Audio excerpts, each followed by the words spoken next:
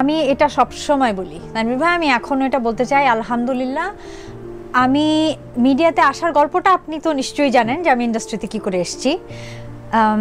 আমার কোনো স্বপ্ন বা কোনো শখ, গানে যেমন আমার একটা শখ ছিল, গানটা কিছুটা আমার বলা যায় প্যাশন, কিন্তু অভিনয়ের বিষয়ে আমার কোনো জ্ঞান বা কোনো ইচ্ছা, কোনো স্বপ্ন নায়িকা হব বা অভিনয় শিল্পী হবে এরকম কিছু ছিলই না।